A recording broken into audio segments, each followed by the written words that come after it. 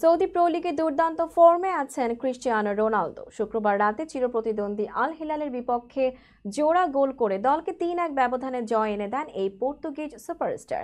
তার নৈপুণ্যে গুরুত্বপূর্ণ ৩ পয়েন্ট অর্জন করে শিরোপার লড়াইয়ে টিকে রইল আল নাসের। রিয়াদের কিংডম অ্যারেনায় ম্যাচটি শুরু থেকেই ছিল উত্তেজনাপূর্ণ। দ্বিতীয় মিনিটে গোল হজম থেকে রক্ষা পায় আল নাসের। এরপর ২৬তম মিনিটে সুযোগ পেয়েও লক্ষ্যভ্রষ্ট শট নেন জন ডুরান।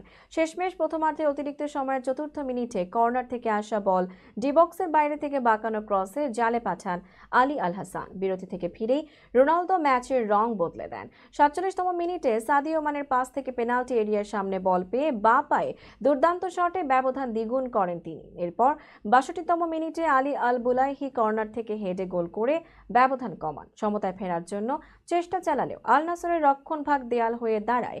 ম্যাচের ৮৮তম মিনিটে স্পট কিক থেকে নিজের দ্বিতীয় ও দলের তৃতীয় গোলটি করেন রোনালদো।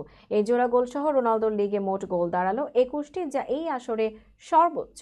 চলতি মৌসুমে সব মিলিয়ে ৩৪ ম্যাচে করেছেন ৩০ গোল ও ৪ অ্যাসিস্ট। ব্যক্তিগতভাবে তিনি এগিয়ে চলেছেন ১০০০তম গোলের মাইল ফলকের পথে। বর্তমানে তার মোট গোল সংখ্যা ৯৩১।